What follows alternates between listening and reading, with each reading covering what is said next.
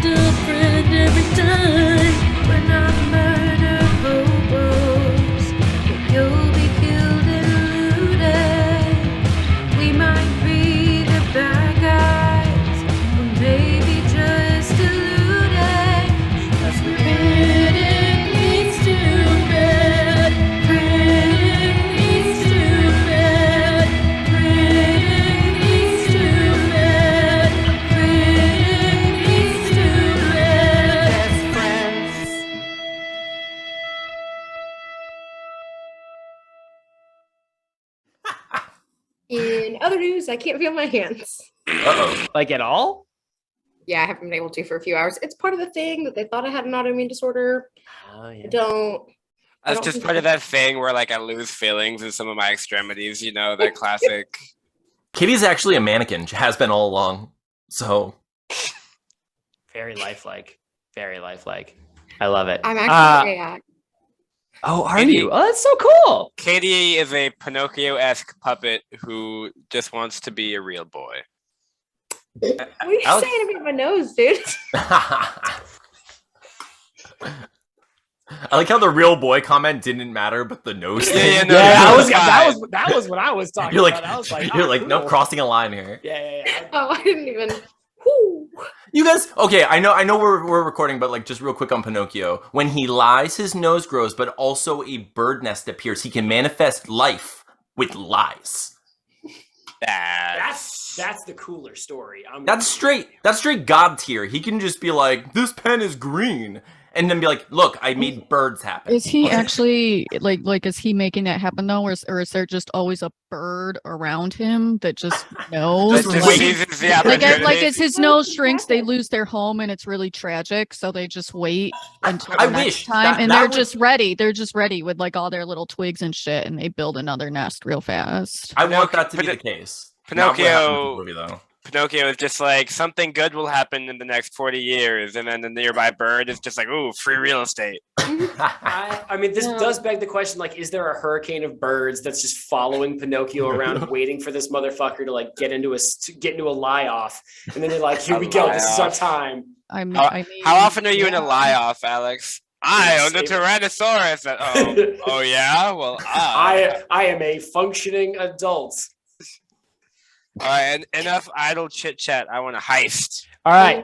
One last thing about Pinocchio. It says ass twice. What?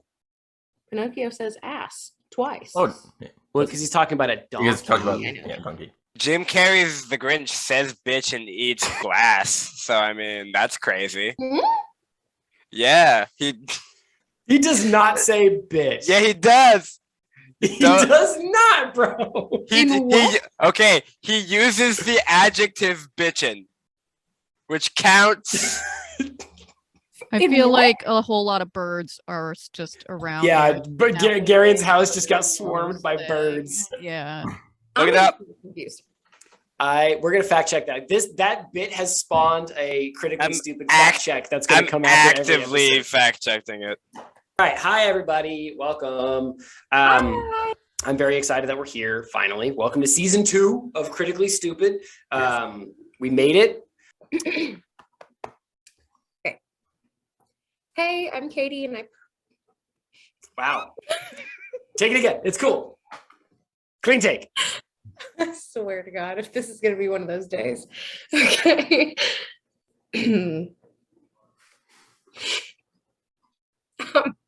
Okay, I'm good. Good. You got it.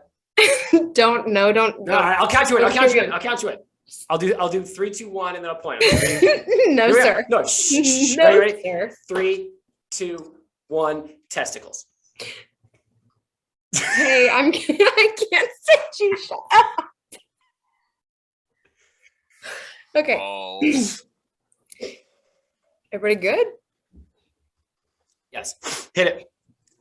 Hey, I'm Katie, and I play Cerulean. Beautiful. How hard was that? Do not testicle me in. Okay. Do you want to count you in? No, I don't want you to All right, testicle me in. 3, I already addressed. 2, No, don't you 1. stop it, bestie. Banana hammock. As per requested, did not get testicled in. No. Did not get testicled in. I did not get testicled in. I got banana hammocked, and I don't know if that's much better, but anyway. Okay. Good. No more You got banana it. hammocks, no testicles. You got it. No, very straight. Hi, my name is Dianna, and I play Mel. My name is Garion, and I play shit. Emmett. We're gonna be here so late today. Holy fuck, you guys! All right, do it I'm again. gonna kill you. Hi, my name is Garion, and I play Garath. Hi, my name is Anthony, and I play Arnold. Look at that. Look at the pro, everybody. I know. Give it up. Yummy. Let's open with the voice saying, I can help with that. Arnold, you turn around to see a familiar floating form hanging out in the darkness in front of you. It is everybody's favorite baby beholder, Tim.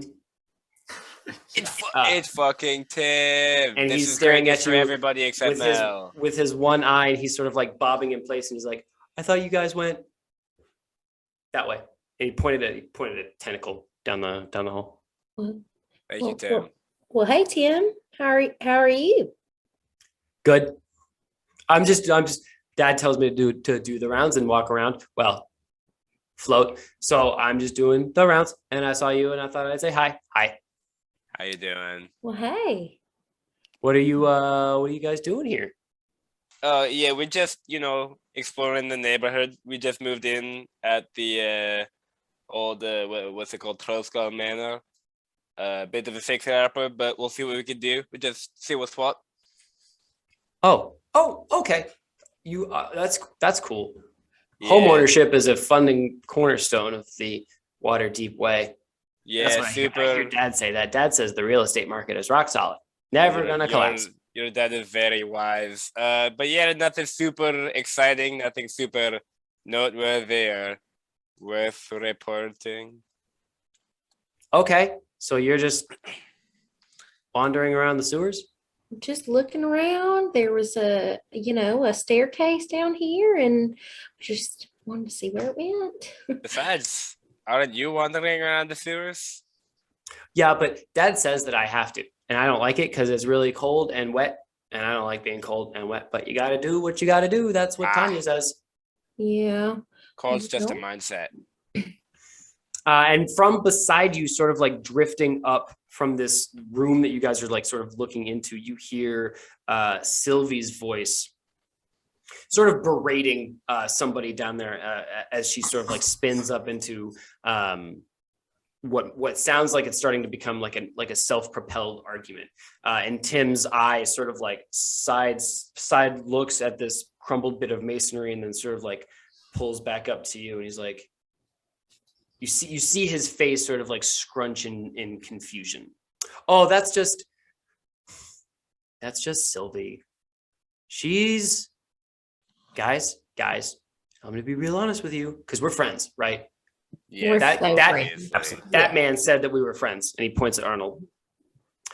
This 100%, yes. Sylvie everything is on him. Sylvie is she can be a little mean sometimes. She yelled at me one time because I dropped a spear, and apparently it was a very valuable spear, and I broke it right in half, and it is my fault because I did drop it on a rock because I wanted to see if I could throw it over the rock, and I could not. But that's an overreaction. Well, Sylvie said it was a very important spear and that all spears cost money and that money does not grow on trees. Tim, are you stupid? And I said, no, Sylvie, I am not stupid. And Sylvie said, I think you are stupid because you just broke that spear. Well, that certainly was so mean of her. And besides, money's not even super important. Like, if all of your No. money went missing today, would it really be that big of a deal? At that phrase, actually, Garath, Tim sort of like bobs up and down, and he's like, he seems excited by something. Do you want to give me an insight check, anybody, to see perhaps what we could I would glean? like to give you an insight check as I lean really close to my screen because I cannot see very well. Okay, you're in rolls a 12. Okay. It was definitely the word money that caught his attention, his excitement. Boy, if I had $1.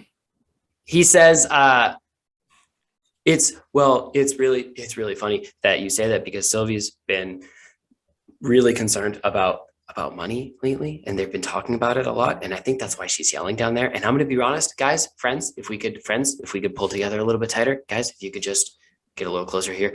That's why I'm up here, is because I didn't want to be part of that meeting. And she said it was an all hands meeting, and I don't actually have hands, so I didn't. Yeah, it's the all hands meeting, not the tentacles meeting. I can. That's see exactly, the yeah. logic. That's me. Yeah. Me and Tanya didn't want to go because she's yelling at people, and then we didn't want to go.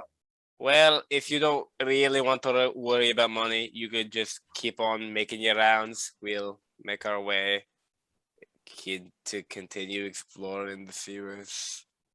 So we're trying to get into The hideout. I think you're trying to get in there to see, like, to gain information or to like take a look around, because right now you have a very limited view of inside of like wherever these rooms are. You're looking essentially through a crack in the wall, and you are looking for ingress. Is that the opposite of egress? Yes. I'm so smart. Good job, buddy. You didn't even have to ask Siri about it. I know. Wow. All right. So I mean, I guess is anyone opposed to just going the way that Tim told us to go? All right. Well, I think Tim, that we would love to get back down into the club, that they told us we could be a part of, but nobody gave us directions. Okay, yeah, I can definitely help with that because you guys are all supposed to be here and you are part of the club. So yeah, I'll show you. I can take you to Tanya. Tanya can help. Oh, or I mean, really, you said you had to make your rounds. If really you could just point us in the right direction, we could take it from here. No, it's okay. Come with me. And he bobs and he starts bobbing. Who's Tanya? Oh, you're gonna love Tanya. Tanya's cool beans. That's what she always says. She's cool beans. Can I do like a persuasion roll to just like have him let us continue onward without him dragging us somewhere? Sweet. Let's do +2. Psh, so good. Oh no. So that is a 7. 7. I love, Arnold, that you just let people make charisma rolls without saying anything. I was actually going to, and I was like, he spoke up first. I was going to. Well, because I'm an attention whore, and you should have stopped me. No, you got it. I fell into a listening thing. I was like, I like this. I like this. Okay, but I didn't have it. But I did not have it. I rolled a 7. Did not, in fact. Can I kind of like see like him like stumbling through his conversation and be like, yeah. Can you jump in? Well, you know what, Tim? Like, we're friends, and try to like kind of in addition to his persuasion, also try to persuade. Yeah, we have a long backstory. Yeah, sure, you can totally just jump in here. It's like a verbal tag out. All right, cool. Yeah. Oh no! You're totally. You're right, but okay. I got. Let me see. I got an 18. God, yes. That's so much better. Tim stops and turns around and he's like, "Oh, sorry. Yeah, what's up?" Oh yeah, we like my friend was saying, we know. I mean, we're not very good at knowing our way around here, but if you just kind of point the tentacle in the right direction, who's really good at this. And I point to my friend behind me, just kind of like generally. I'm like, they're really good at finding their way through things. These guys. I was like, you and me don't get it. They know. So just the relatable angle. Yeah. All right, cool. Yeah, he nods. His brow sort of wrinkles in consternation just for a moment, but then he nods and he goes, "Oh, okay, that makes sense. You don't want me hanging around. I get it. You go that way." Now I feel bad that he thinks we don't want him around, even though we don't want him around. God forbid he think that. Well, no, because like I didn't even really like him the first season, but I'm feeling soft today, and now I feel bad. Character Redemption development. arcs. Cerulean just looks at, says, "Oh, Tim, thank you so much. You're just the absolute sweetest. Every time we see you and talk to you, you're just the best. We'll have to put in a good word for you." I go in for like a handshake. And I just keep trying different options, but like it's just a tentacle, so like I don't know what to. You want to roll for an appendage slap? See how gracefully you get it in there. Ooh. Let's move past it. Never. I not anymore. He is. Thanks you, Cerulean. And Bob's down the hallway, moving on his rounds. Everybody give me a perception check, please.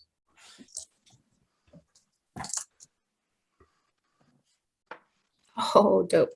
Garen got a 17. Okay. Dirty 20. Wait, 30-20. Mel's struggle busing. 21. It's the middle circle. 21. Bestie. I'm looking at the middle.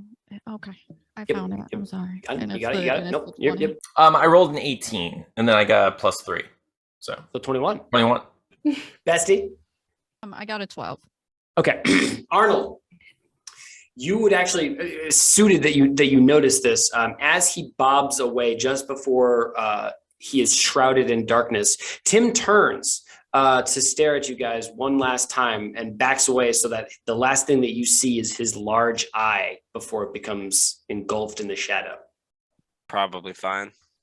Moving down the hallway in the direction that Tim pointed, there are a couple more cracks in the pavement, a couple more rooms that you can see that are dimly lit inside that might be storerooms or something of not necessarily significance. The first thing that you notice that is of significance is about, call it 100 feet down the hallway as it sort of like twists and turns a little bit, is a brightly lit, crumbled section of wall, no longer a crack in the masonry, this time probably wide enough to fit like someone who can slither through tight spaces. And you are looking at a round room, perfectly round with a sigil painted on the floor. And nobody's going to remember this because it's been some time. But as you were leaving the fight with Portobello, as you were going towards the fire escape with Polly, you remember looking through a set of doors and seeing a room with a painted floor. Does anybody remember this? No. Can I fit through the hole in the wall? Go inspect it? You can, but before you, as you're approaching the hole, Garath, you notice immediately, like from several paces out, that you hear voices talking through it. And as you look in, you see two figures working in this room, and they're muttering back and forth to each other. The tone I would describe as worried. They should be. You see this sigil. It is a circle with 10 spokes radiating around the outside of it. Cool. Can I tell what it's made of? Like the substance it's paint, like is it paint or whatever from this distance, or would I have to get closer? It looks like paint. It's not immediately like gold or silver or whatever. You know? Or blood or piss or whatever. Exactly. Can I see who's talking? Yes, you can. What's up with the questioned glances from Dianna Kate? Oh, You seem to react to something I said. What was strange? Just you mentioned that it wasn't like blood or piss, and in my head, I'm like, how would urine even work? That would have you even... like when it's like snowy out and you like write your name, but it's not. I mean, it would wet. It would wet the stone momentarily, but then Calligra-Pee. Yep. Calligra-Pee. I will kill myself on camera right now. The worst part is like that's the episode title, guys. Like, can we be careful about what we say? Hold on. Now it has to be Calligra-Pee. Yeah, I can't think of another option, unfortunately. Okay, so who's talking? Who's yammering? So there are two figures in this room. There is a sprightly looking older halfling with a bushy grizzled gray beard and a red cap sort of pulled low over his face, almost like down to like his eyebrows and ears. And he is talking to a gangly whipcord thin human boy who looks to be about 18. And they are bent over one of the glyphs or one of the spokes on the outside of this wheel, muttering to each other. Garath, give me a perception check, please. You specifically. Okay. We got a 14. 14. Okay. Two other details about this room strike you. Number one, there is a door that is a double door that is closed and bolted through with a you know, whatever they call those door bolt situations. It closes. The door is locked. Yeah, I get it. You get it. But there are also chairs haphazardly shoved against this door. And then to the right, sort of like to the side, there is a small alcove cut into the rock where you can hear sort of like distant muffled noises coming through. Cool. I of course relay all this information to the gang. Can they also see this, or am I the only one? Yeah, there's enough space that you guys can all sort of like Scooby-Doo your heads together and sort of like look in at one time. and like we all take turns looking over, but like perfectly above it. Yeah, So it's so that like you get the frame, you get the shot. All right. Thoughts on sneaking in and taking out these 2 bums? Would we be able to sneak in? I would be able to sneak in. Would I be able to take anyone out? No, but I would totally be able to sneak in. The angle, dude, could we just shoot them from? I know, there was growth. I wasn't gonna murder people, but That's not what you said. Notably not what you said. You got like 15 minutes into it, bestie. So like that's it's solid. True, it's true, and I felt bad for Tim, so I think that is growth. Still, it's slow. My question's like, could we like shoot them from where we are? In theory, I could cast spells.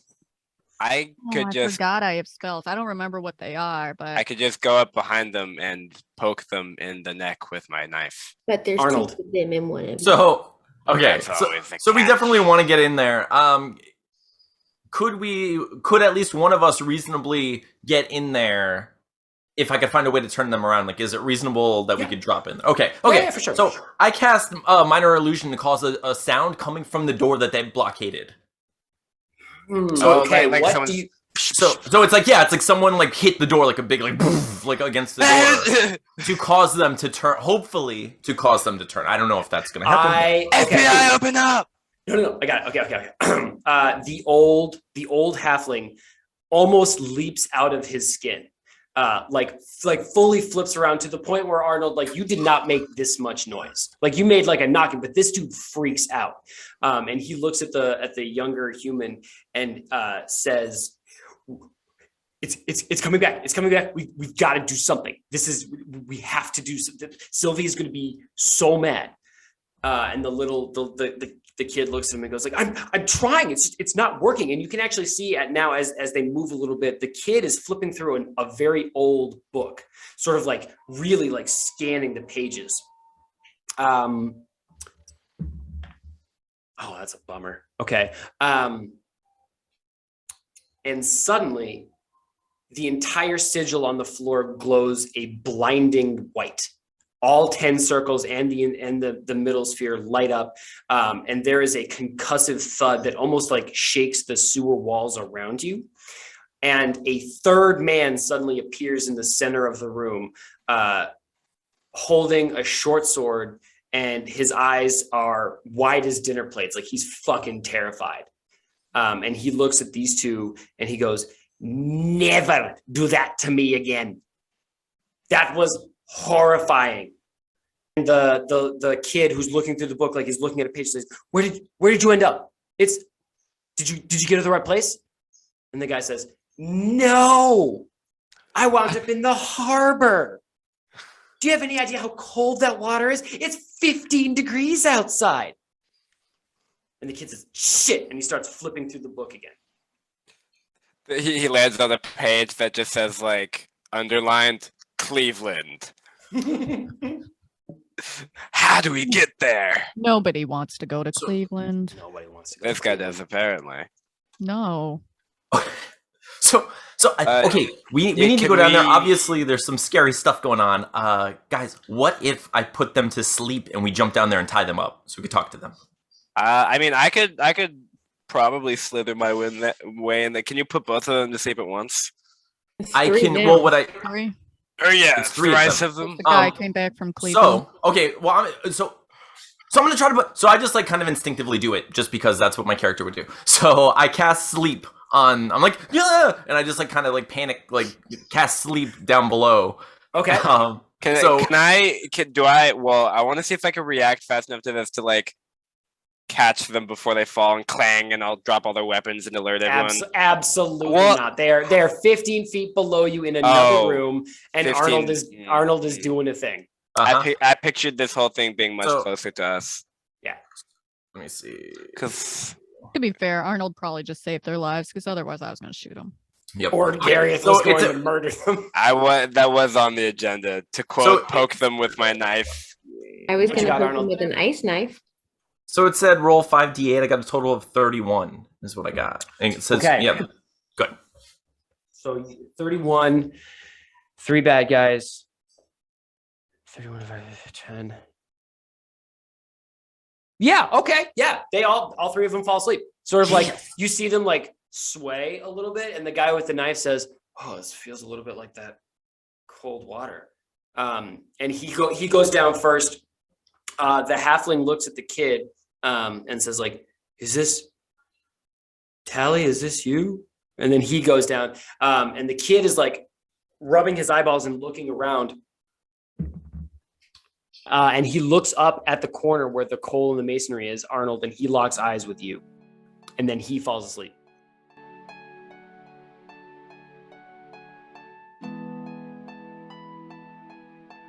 What's going on, everybody? Thank you so much for tuning in to season 2 of Critically Stupid. We are so excited that you're here with us. Give me just a couple of minutes of your time. I'll have you right back to the show. For legal reasons, we are playing Waterdeep Dragon Heist, an official Dungeons & Dragons module written by Chris Perkins, Scott Fitzgerald Gray, Kim Mohan, and Michelle Carter.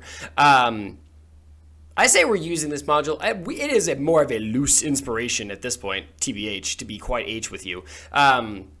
If you or any of your idiot friends, much like my idiot friends, are looking to get into D&D, I recommend you go to dnd.wizards.com. Check out all of the amazing stuff they've got there. They've got branded underwear. They've got snacky cakes with the D&D logo printed right on them. You would think that they would be stale by the time they get to you, but no, that's the magic of dnd.wizards.com. Check out all the great stuff they've got. Anything you need to get a game started, they've got there for you. As always, you can tweet us at CritStupid to end up as a NPC in an episode of the show. I've got a couple of characters actually coming up in the next few episodes that you'll get to meet that are from our community little pool of names. So if you've tweeted at us in the past, keep an eye out. And if you haven't, try it. And you might end up as a character on the show, which is great. For season 2 and 3, we're not quite sure when we're going to roll it out. We're trying something new. We are going to have graphics for sort of our new episodes to say like, hey, new episode coming out Friday. If you see those and share them and tweet at the show or link the show if it's on a different medium other than Twitter, you will go into a pool to be a featured listener. And in the mid-roll, kind of like this one, I'm going to show your handle and give you a little shout out for listening to the show. If you're working on something, obviously, I'll try and promote that a little bit to the best of my ability. So yeah, it's a great opportunity to sort of like throw yourself into a free lottery to have a little shout out on the show. And the only caveat I will say, just really quick, is that if your handle has any kind of profanity in it, I probably won't read it, just because this isn't necessarily a family show, but I'm not gonna read something nasty, you dirty birds. So just keep that in mind, and yeah, keep an eye out for those graphics. We're really excited. We're not really quite sure when we're gonna roll those out, but we're excited to try something new. We're doing a big YouTube subscription push, trying to get to that magic number of 1,000 followers so that we can monetize the show and buy some better equipment and some better streaming services. So if you haven't yet, I would love it if you could subscribe, if you could recommend the show to somebody and recommend that they subscribe, and even maybe leave us a rating on Spotify. We're trying to jump up on the old algorithm, and ratings and reviews always help us out. So please do that if you would. I will love you forever. Speaking of loving you forever, I love you now, and I hope you have a great day, and please enjoy the rest of the episode. All right, take it easy.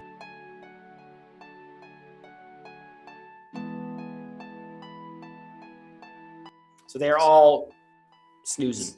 All right, I'm going to take initiative and I'm going to slither in there. Okay. I think the first thing I'm going to do is grab the book the kid was looking at before binding all of their hands. Okay, give me a basic acrobatic check, Arnold. Or not Arnold, Garath, sorry. Okay, do you want acrobatics? Am I doing it stealthily? I do everything stealthily habitually, so can I throw that in there as well? Do a stealth check. I think that encompasses it nicely. Okay, sweet. We got a 11. Okay, so you get in there.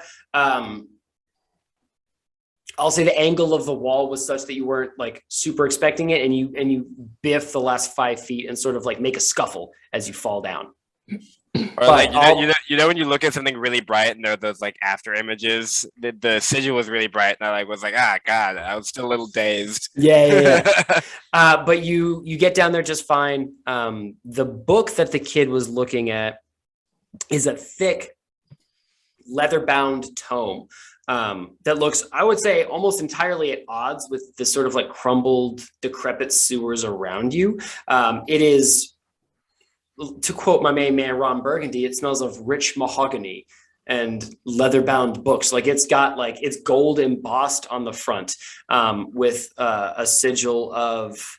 It is send the one of us that can't read down to get the book. So the sigil on the front of the book is an oval, almost like a head shape, except where you would expect a normal jawline ends in a series of curled tentacles. Ooh, like Cthulhu. I was gonna say A little bit like a Cthulhu, yeah. Wait, didn't we see something like that in one of the You other episodes? did. Well remembered, bestie. As sitting at one end of the quote unquote I remember something. throne room where Portobello was one of these Cthulhu looking creatures that got up almost as soon as you entered the room and just left. You just walked out. If you will remember, I think it was Cerulean who cast a spell that this creature just canceled midair and then left. I do remember that. Does anybody want to go down and help out Arnold? We're wrong again. Fuck God. Sorry. We're very alike. Okay. Yeah. Yep. Everybody kind of going down? I wanna go down, yep. I feel like I probably would. Okay. Yeah, I'm not necessarily trying to not make noise. I'm just trying to not dive, jump in. I show them the book. Like, well, I'm not sure what this is about, but it's got a picture of the big lizard monster from that old racist guy. Was he racist? H.P. Lovecraft? Yeah. Oh, that's what Yeah.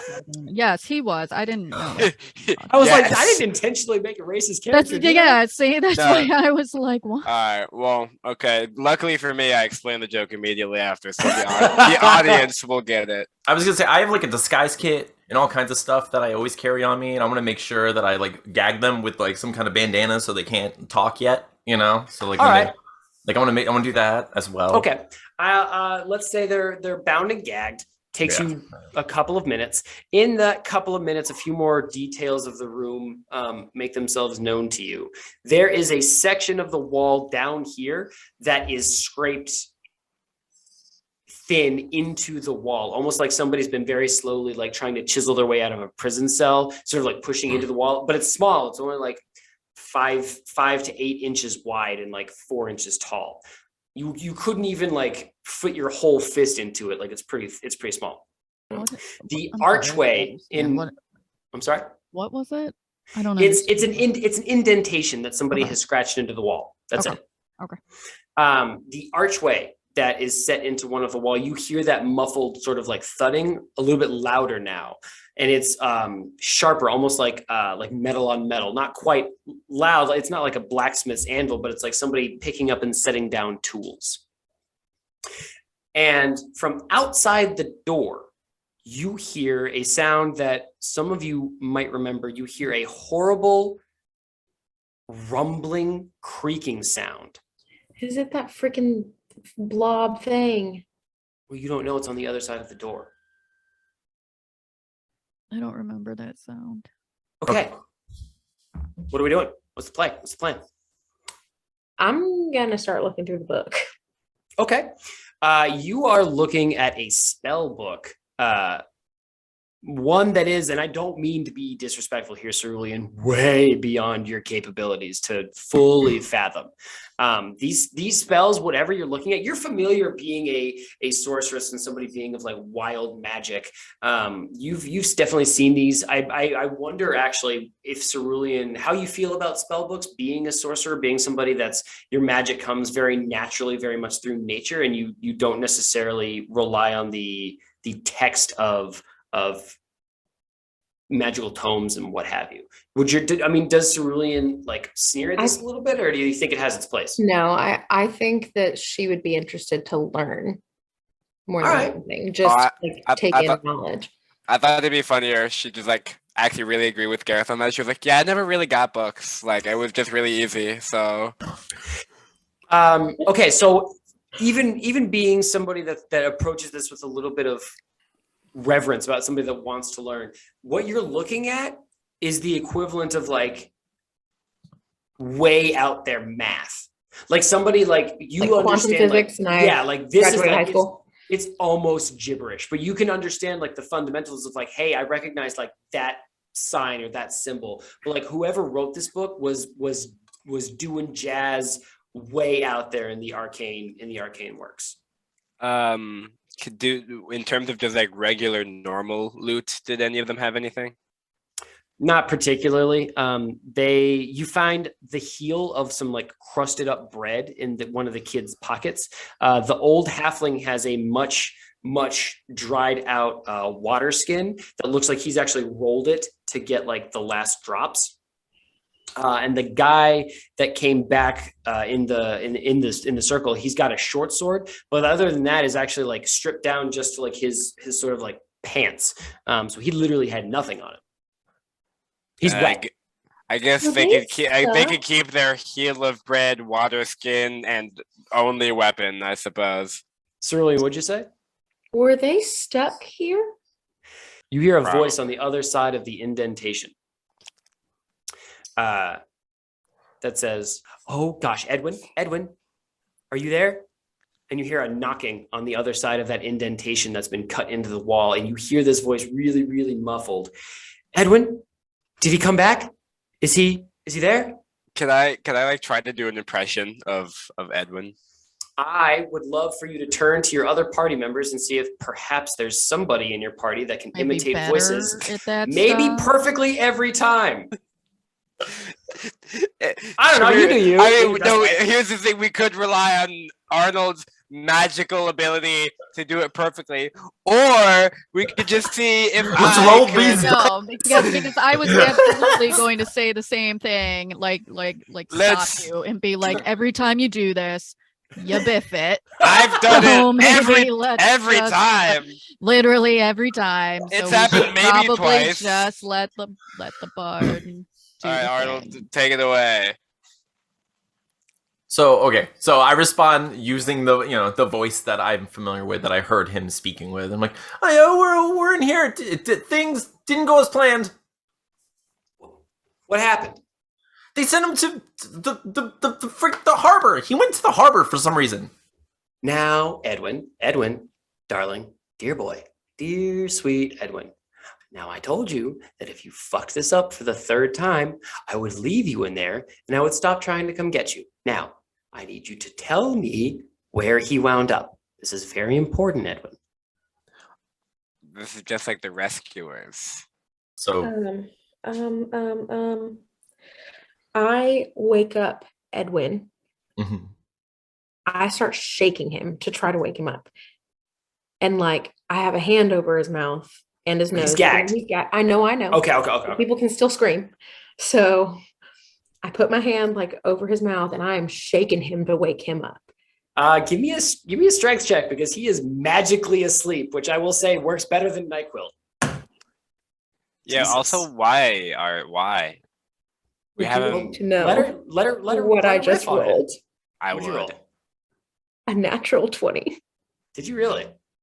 She breaks his neck in half. Yeah. I love when people pick up their die to show me. I know. I'm like, this is it. Table. All right. Sorry. A nat 20. Okay. I mean, yeah, with a nat 20, Edwin wakes up and his eyes sort of like flutter and he like really like loose on his neck, his head rolls around. But he does recognize that he is bound and gagged. You see his nostrils flare as he tries to like suck in more air, and he sort of like wakes him up faster. I message him inside of his brain. I use message. I grab him by the head and I message him in his brain, and I just say, "Hey, calm down. It's okay. We're not going to hurt you. I just need some information. There's a man at the door that said that you better not mess something up one more time. I need to know where he was supposed to go, not the harbor, not where he actually went. Where was he supposed to go?" Cerulean's like telling him to calm down. Meanwhile, Garath is like, "Jesus Christ, what are you doing? Why are you doing?" I'm freaking out. Why are you waking him up? What are you doing? And I'm just.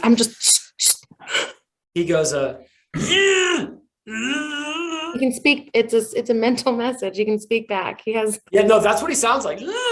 That's just his inner monologue at all times. He's never had a thought before. Yeah, he's actually just a bee. Never happened. He is the bee from Man vs. Bee. No, he's not. He thinks, dude. Nah, that's a boring tangent. Okay. You hear two words. Davil Star Song. Davil Star Song. Yeah. And then you see, because this person is communicating in a fragment of like words and images, you see a boat, a big, like ornate boat in a harbor. Davil Star Song. Do I see the name on the boat anywhere?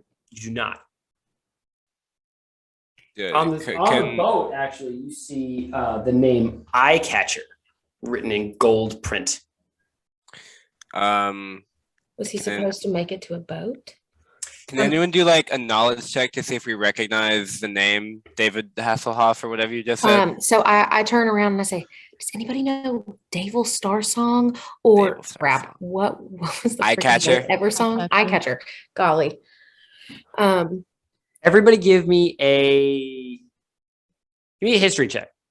Do I also count in this? Sure. Oh, drat. I forgot that my character is dumb and I have a -1 to this. Minus no. one. Okay. Okay, What did you say, 14. 14. 17. 17. 16. Okay. 13. All right. I will give you this, Cerulean.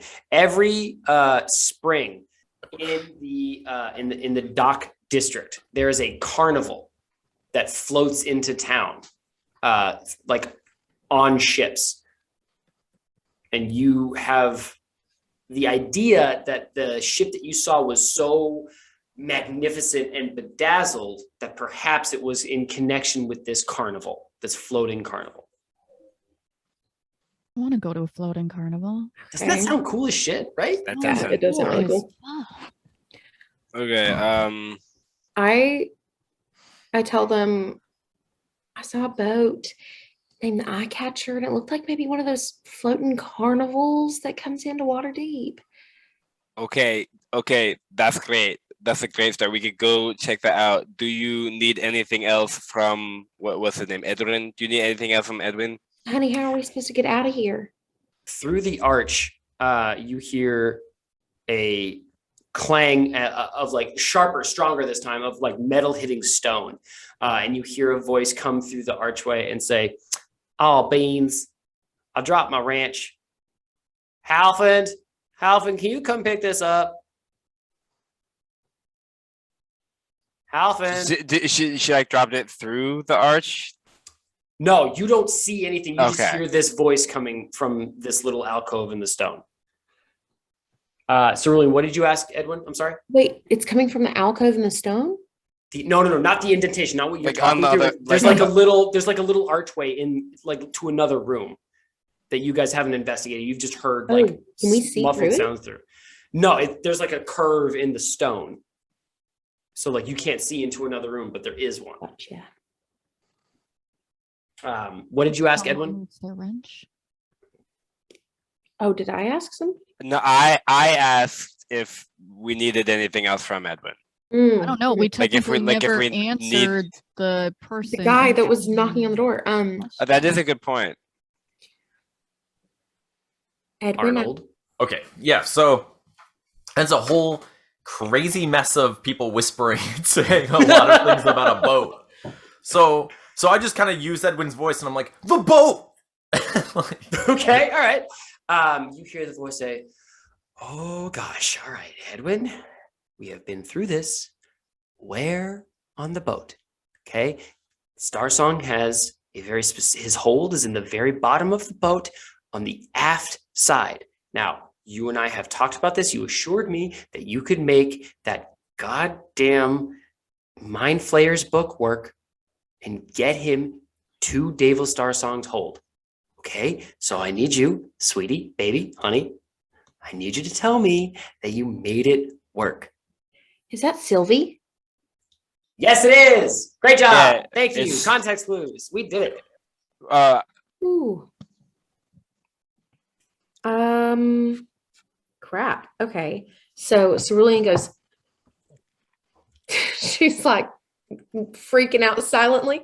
She's like, it's Sylvie, it's Sylvie, it's Sylvie. Garath immediately panics, and his next reaction is to knock out Edwin again. So he just like swift kick to the temple. No. So you panic and kick a dude in Can I- his head? Can I try to block? Maybe at a disadvantage? No, Yeah, yeah, I'll take the disadvantage on that because like I'm easily persuaded. I'm not thinking straight. Like the Tell you what, hand jutting out. Gareth, Man, make look a at this dexterity attack with disadvantage. Cerulean, block it with disadvantage. Do a strength check.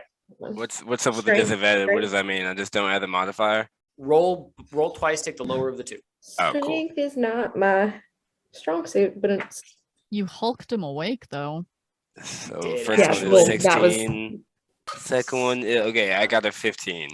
All right. oh, I got a 13. Okay. Gareth, you kick this poor kid in his cheekbone and his head slaps against the wall and he just like his eyes roll up in the back of his head and he goes down like a sack of fucking potatoes. Even I find that completely unnecessary, and I've murdered a bunch of people for no What? reason. Yeah, wait, why am I in the wrong here? Hold on. That's how wrong you are. If even the murderer's like, dude, I Look at- think sorry, go ahead, Sterling. I look at Arnold and I look at him and I go, tell her you can do it. You can do it. Just tell her you've got it under control. You're gonna make the mind flayer book work. Just you got really close or something. You just need another, just one more shot or something. I don't know. Lie. Give me by the end of the week, boss. I'll have it by then. just say you were just one level up. So he came back so you could put him down in the hold. Yeah, so using Edwin's voice, I just say, oh, yeah, not only will I do it, I'm going to do the best you've ever seen. I'm real good at this. In fact, I'm pretty sure I'm going to, like, double it up. You'll see I'm going to be the best there's ever been at this. Like, I just start... Double I love it. Arnold I'm gonna says- double it up. he Like, says nothing you're gonna that see. we told So- him to. I just don't, yeah. So clearly don't understand what's going on. Just like, he's going to be on the boat, but like more than you expect him to be on the boat. It's going to be like the best boat. He's Like, going to be. It's He's up in not the only is he going to be on the boat. He's going to be in the boat. he is the boat now. So- Cerulean is just like trying to clap her hand over his mouth, going, No, you cannot encourage him to speak and then clap your hand over his mouth. False. So I continue to Not use minor listen. illusion to just cause the sound to happen despite the fact that I can't move my mouth, so it's just me using that voice. Bestie, being Yo. the person that's least, I would say, involved in this current chaos, you notice a form entering the room. Really quick, sorry, sidebar. What fucking name did I just use? Tolland? Halfland. Hal- Halfland. Havelfin. Somebody dropped a Holland? wrench. Yeah. No, it was she. Yeah. But the person asked somebody to come help her with it. Yeah, it was like. She said it was like Halfland. Havelfin. Halfland or Havelflin. Fuck. David Hasselhoff. Havwin. Hasselhoff. Just go with it's Hasselhoff now. You know what? Yeah. What's up, everybody? I forgot his name because "Oh, I'm jazzing here. Davel." No, that's a different thing. No, Oh. she said she asked someone or he, I assume that, to help with the wrench, and it was something with an H, but that's as far as I. All right, Bessie. Haviland. Yes, thank you, Haviland. Bestie, you see a very familiar form turn the corner out of that arch. It is a floating eye surrounded by teeth and tentacles, Oh, what a fucking nightmare.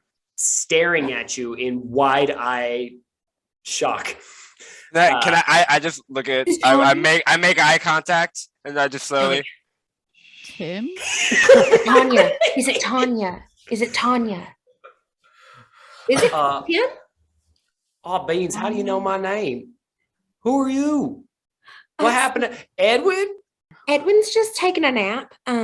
We came in here and we tried to wake him up. Why'd you dumb bound his hands and his mouth? So Well, Sylvie like- can like fully hear this, right? They're just talking at like normal volume.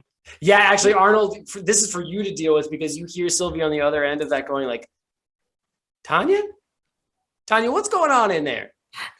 Cerulean messages Tanya and she says, we're friends, Tim's, we're helping him with something. And they were just like this when we found it. But we got to be quiet because Tim sent us on a mission and we have to keep absolute maximum stealth. And like her eyes, I'm saying it into her Brain? head. I imagine I'm like behind Cerulean, so I'm just like, tell her that if she says something, I'll kill Edwin. And so I answer Sylvie, and I'm like in Edwin's voice. I'm just like, this mind flayer magic uses all kinds of different languages. I'm trying to figure out the voice so I can get the spell just right. All right, I would love 2 deception rolls, both from Cerulean and Arnold, for the big fibberoonies we got flying around right now. Okay. Also, I love that whatever the opposite of Mel's character arc Gareth has, you guys are going like the other direction.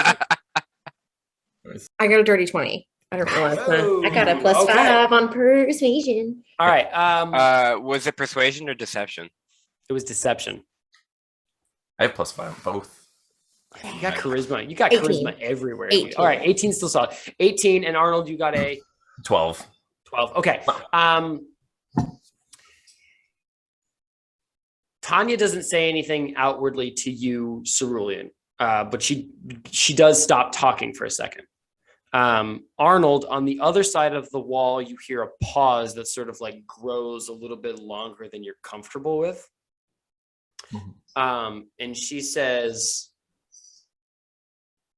now, Edwin, my darling boy, I would love, just very briefly, if you can tell me the code word. No, it's not that I don't trust you. I'm just, a little nervous with the little business we've got, Dave Star song, always got to be careful of infiltrators. So just tell me the code word really quick. Or else. Let's just say that. I look at Tanya and enter her eye brain. Look at her. You gotta find a better way to phrase that. Her mind's eye? Ew, that's Nice. decent. Yeah, that I was like killer. that. It's more than decent. That was awesome. Okay. I tell her, I say, I promise you, Tim sent us. We just really need to know the code word. He had to go on his patrol. He was scared about his dad getting mad. Gareth starts like checking Edwin's like wrists and shit to see if he like wrote it on his arm. You can't read. What Actually, difference yeah, does Gareth, it he to wrote it you? on his arm. What's it say? I started like waving it in front of him, like. Tanya floats closer to this indentation in the wall, and she actually like waves a tentacle at Arnold, almost like a hush you, and she says, "Hey, Sylvie, it's me. Everything's fine. Edwin's just goofing. The code word is belligerent." And on the other side of the wall, you hear very, very softly Sylvie say, and Tanya sighs and goes, belligerent like Portobello, the leader we used to have who's no longer good, and you're the new one. And Sylvie says, very good, excellent, thank you. Tanya, if you could keep them on track, I always appreciate you. I'll check back in a couple moments. And you hear a very, very, very soft, muffled squeaking as you imagine her chair wheels away from the other side of the wall.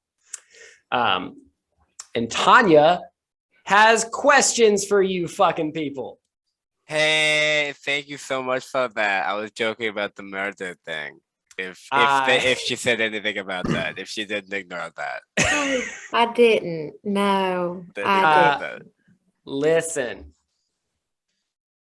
Now, I love Tim. He's a great soul, but he trusts way too easy. So I'm going to need you to explain yourselves. Whomst are you? Well, you see, when we met Tim the first time, we had been sent down for initiation. And, he just said that nobody talked to him really. And So we asked him if we could be friends, and we've been friends for a while now. And I think we're getting real tight. But he said that he was really worried about his dad being on patrol, and he asked us to come check this out. That he had heard people yelling. He doesn't like when people yell, and so he wanted me to come check on him. And so I just brought my friends just to make sure. All right. Yeah, all right. Cerulean, hit me with that sweet, sweet deception roll because it's a big old lie. Almost every piece of it. No, I didn't touch it. It's a 19. Don't. Hold All right, on. I believe you. Don't move your camera or some bullshit. Okay, it's a 19. You said deception 22, my friend. 22. All right, really good. Tanya nods and bobs a little bit. And she says, well, now I do understand that. We've been in a little bit of a pickle here, as you can see. I'm fine, but these two Dorcases need food. Oh, there's a third one. Hey, Mikey. Oh, he done passed out. Well, that's Mikey.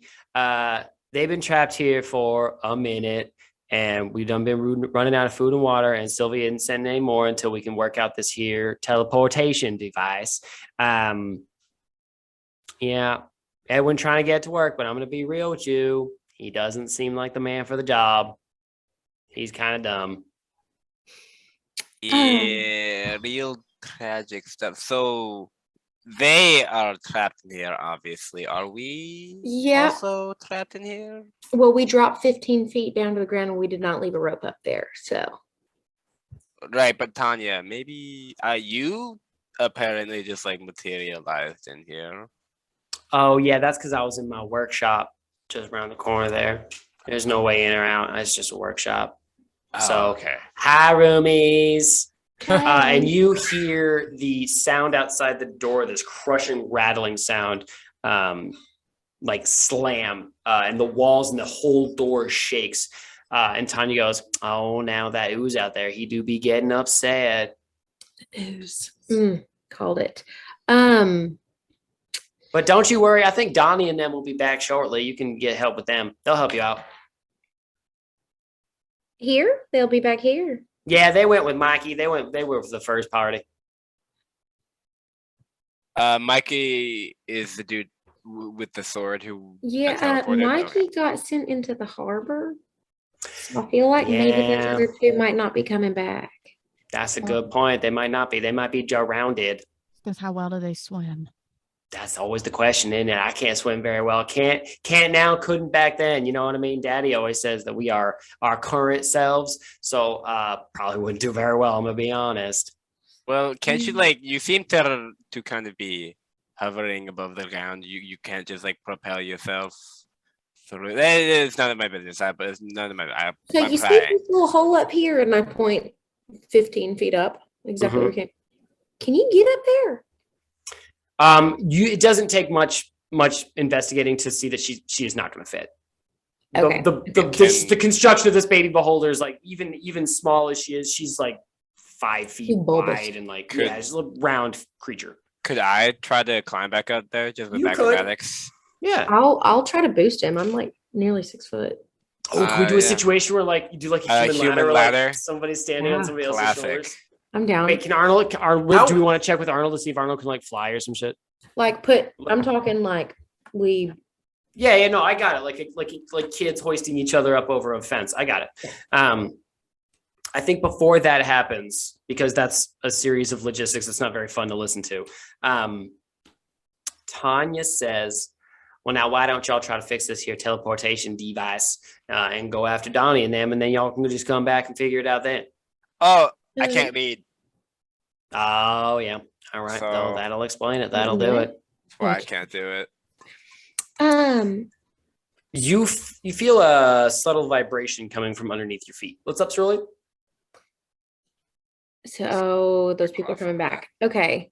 Oh, they can swim. I'm so proud of them, honestly. So Cerulean looks at Tanya and she said, well, we're new initiates, so that's a little not, our specialty. Oh, wish I could do more. Is there another way in here, or like to this door that goes this way? Is there another way in to like wherever that goes? Which door are you pointing at? The double doors that are locked, or are you pointing to her tool? The door that Sylvie's voice came through. It's not a door. It's literally a hole in the wall. If only Also, somebody It's currently covered. yeah, kick can I? somebody else's head in, and then we could talk to him about how to use the teleportation. My God, if He doesn't know how to only use the teleportation somebody device. he at least had a general idea, but someone had to give him a fucking TBI. Question: can I just try and unlock the doors? Sure. Cool. We'll Give me have a sleight of hand check. sleight of hand. Hey, that's like my best one. Yeah, man. There's a couple of chairs in front of it that you're gonna have to move, but you can get access to that door handle really easy. Hey, I got a 24. Okay, yeah, the door clicks open. It's a very simple mechanic, and you swing the doors wide. The door swings open, and you are staring at a full floor-to-ceiling, door frame, gray, wiggling pile of Jell-O that is actually formed into almost 1,000 little tiny fingers scratching gently Ew. at that door. Just So- inside, I'd say about Maybe 6 shut inches that door inside this again. ooze is a writhing skeleton with what remains of the scrapped sinew and tendon of its face holding its skull together. When Garath like unlocks the door, he swings it open. Problem solved. And you close. Never mind. Okay. The vibrating in the floor gets stronger, and Tanya says, "Oh, that's Donnie and them. They're coming back now. Watch out, y'all." The glyph lights up, and you are all like blinded just for a second as you were like much closer to this now. And after a split second, 3 figures are suddenly standing in the middle of this room. 2 half-elves with identical looking buzzed heads, naked except for a pair of trousers, and 2 short swords dripping with black ichor that is already staining the floor, standing on either side of what appears to be a clockwork creature of steel bones and cogs, standing inert. And one of the elves looks at Arnold. Odds or evens? Evens. Looks at Garath. Try not to curb stomp anybody yet. And says, "What the fuck are you doing here?"